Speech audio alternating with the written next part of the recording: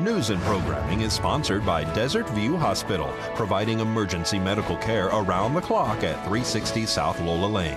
Learn more at desertviewhospital.com. Physicians are not employees or agents of this hospital. News is also brought to you by J.K. Nelson Law. Call 727-9900 today for your free consultation. If you need a lawyer, you need Nelson. News 46 is also brought to you by Humana, serving the community. Please stop in at 1397 South Loop Road on the corner of Loop and Highway 160.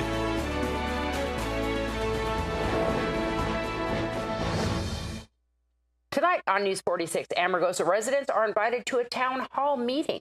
A female is arrested for obstruction in a sexual assault case. News 46 starts now. You're watching KPVM News 46 with Deanna O'Donnell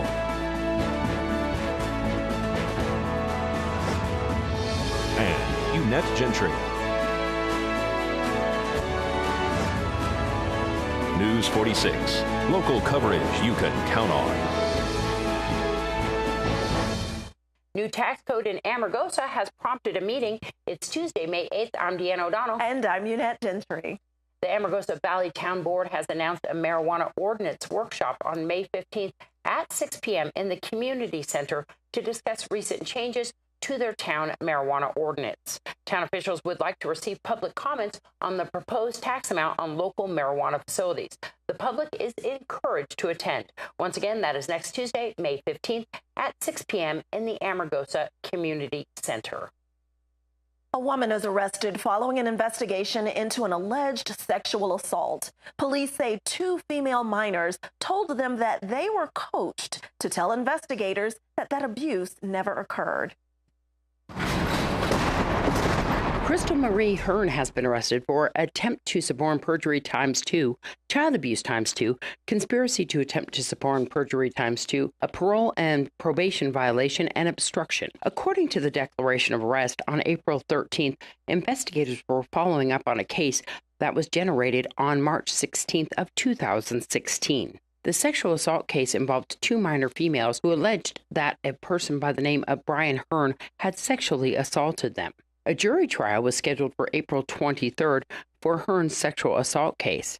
Recorded jail conversations between Crystal Hearn and Brian Hearn prompted a further investigation. In late 2017, both of the juvenile females recanted their stories, telling the Nye County District Attorney's Office that they intentionally lied, stating that there was no sexual assault that occurred. Deputies later received additional information that the females reported to someone that they were forced to recant their stories. After further investigation, investigators learned that both of the females said that they were forced by Crystal Hearn to recant their stories and tell police that, in fact, these allegations against Brian Hearn were untrue. Deputies made contact with Crystal Hearn, who said that she was telling the minor females to lie about the sexual allegations because it was a way for her to comfort them. Crystal Hearn was arrested and transported to the Nye County Sheriff's Office Detention Center.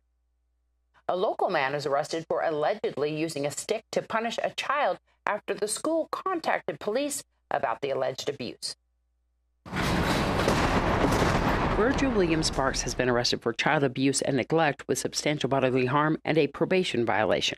Deputies were dispatched to a school here in Pahrump, Nevada, in reference to a report of child abuse that had occurred. The juvenile told the school counselor that he had been hit with a whooping stick. Deputies spoke to another sibling who, in fact, corroborated this story. Investigators said that they saw small scars in various degrees of healing stages on the child. Also spotted were bruises as well as small laceration marks. Deputies made contact with Sparks, who in fact confirmed that he did spank the child, but he only used his bare hand. Nye County Sheriff's Office deputies did a search of the residence and in fact found what was described as the whooping stick. They took that into custody as well as Virgil Sparks, who was transported to the Nye County Sheriff's Office Detention Center.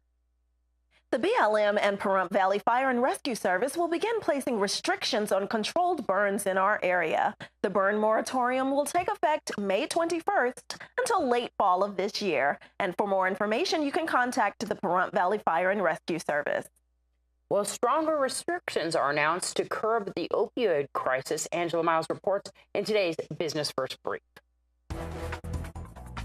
Topping our news, Apple is closing in on a $1 trillion market cap. No publicly traded company has ever reached that milestone. On Monday, shares surpassed $185 during the session. The tech giant is worth around $920 billion. A drug that cures hemophilia could become the first $1 million treatment. Analysts tell CNBC the gene therapy could even carry a price tag of $1.5 million. Hemophilia treatments are already costly at up to $800,000 per year.